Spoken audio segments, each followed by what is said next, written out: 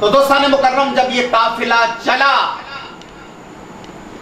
تو ابن زیاد نے کئی روز آقا علیہ الصلوۃ والسلام کے گلشن رسالت کے ان پھولوں کو قیدی رکھا اور پھر سوئے دمشق روانہ کیا۔ اس سارے قافلے میں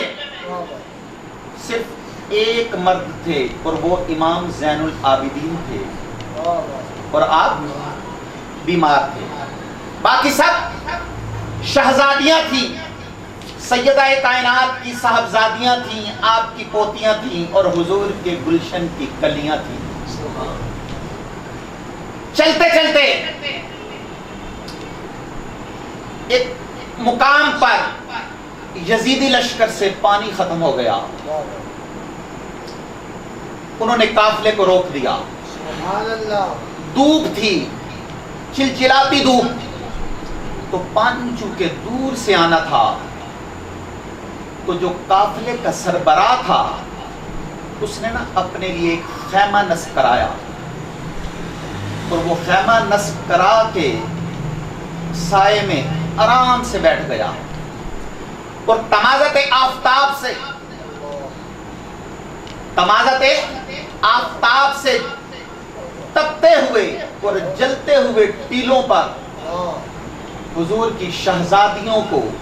ننگے آسمان کے نیچے بٹھا دیا گیا۔ سارا قافلہ اسی طرح ان کے پانی کے بہار میں چلچلاتی دھوپ میں تپتا رہا، جلتا رہا۔ امام علی مقام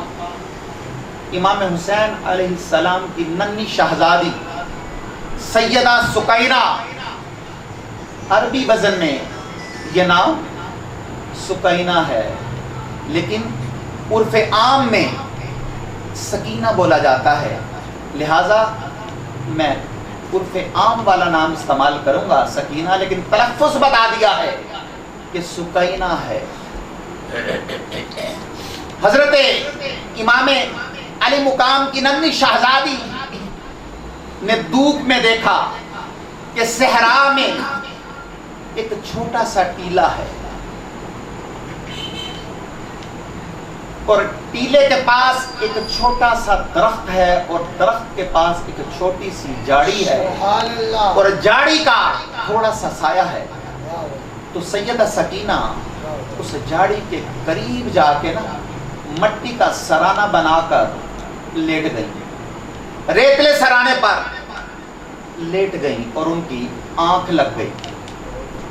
پانی آیا، یزیدیوں نے آواز دی، قافلہ چل پڑا۔ سیدہ سکینہ کو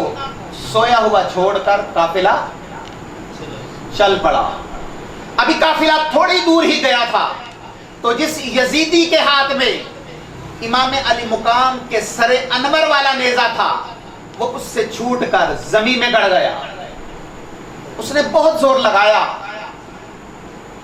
لیکن وہ نیزے کو زمین سے باہر نہ نکال سکا۔ اس نے اوروں کو بھی بلایا، انہوں نے خوب طاقت لگائی لیکن نیزہ زمین سے باہر نہ آ سکا۔ وہ بڑے حیران ہوئے کہ کیا ماجرا ہے۔ سیدنا امام زین العابدین کے پاس پہنچے، عرض کیا کہ آپ کے بابا آگے نہیں چل رہے، ان کے سر انور والا نیزہ زمین میں گڑ گیا ہے اور وہ باہر نہیں نکل رہا۔ آپ اب دیدہ ہو گئے، اپنی پھپھو سیدہ زینب کے پاس تشریف لے گئے اور عرض کیا کہ پھپھو جان، لگتا ہے کہ بابا جان کی کوئی شہزادی یا شہزادہ پیچھے رہ گیا ہے، آپ کجاووں میں شہزادیوں اور شہزادوں کو گن لیں۔ بابا جان کا سر انور آگے نہیں چل رہا، ان کے سر انور والا نیزہ زمین میں گڑ گیا ہے۔ تو سیدہ سکینہ نے اپنی تسلی کے لیے ایک ایک شہزادے اور شہزادی کا نام لیا، لیکن جب سیدہ سکینہ پکارا گیا تو جواب نہ آیا، تڑپ اٹھی، کجاوے سے نیچے اتر آئی اور کہنے لگی کہ لگتا ہے حسین کی سکینہ پیچھے رہ گئی ہے، شاید جہاں پر قافلہ رکا تھا اب رات ہو چکی تھی، ہر طرف اندھیرا تھا، سایہ تھا، دوڑتی اس مقام پر پہنچی تو کیا دیکھتی ہے کہ ایک نقاب پوش خاتون سیدہ سکینہ کو گود میں لیے بیٹھی ہے۔ سبحان اللہ، سبحان اللہ، نعرہ تکبیر، نعرہ رسالت، نعرہ حیدری، نعرہ حیدری، نعرہ غوثیہ، آستانہ حضور داتا گنج باغ، آستانہ حضور بابا شاہ جمال، شان اہل بیت، حضرت حضور امام حسین۔ اور سیدہ سکینہ اپنی میٹھی زبان میں انہیں کہانی سنا رہی ہیں، جس طرح بچے کہانی سنتے ہیں اور سناتے ہیں، انہیں کربلا کے واقعات کے بارے میں بتا رہی ہے کہ ہمارے ساتھ یہ ہوا، پھر میرے بابا کے ساتھ یہ ہوا، پھر بھائی کے ساتھ یہ ہوا۔ وہ کربلا کے واقعات کا نقشہ کھینچ رہی ہیں اور نقاب پوش خاتون سنتی بھی ہیں، روتی بھی ہیں اور سیدہ کو چومتی بھی ہیں۔ تو اتنے میں سیدہ زینب اس نقاب پوش خاتون کے قریب پہنچتی ہیں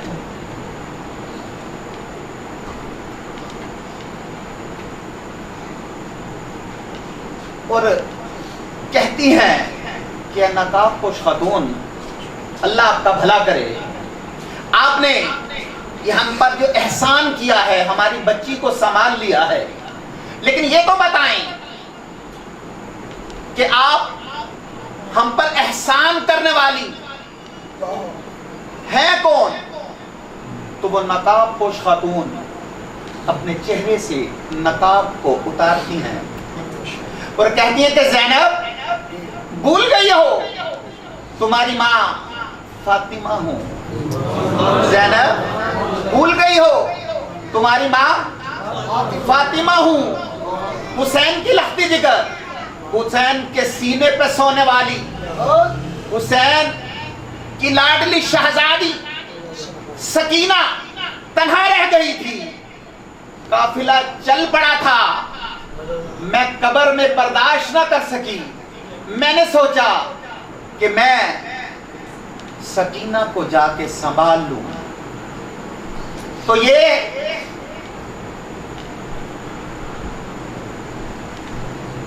سیدہ کائنات کی روح تھی، مجسم تھی، کیا تھی؟ یہ سیدہ کائنات کی روح تھی، مجسم تھی، تو وہ چونکہ روحانی طور پہ تھی،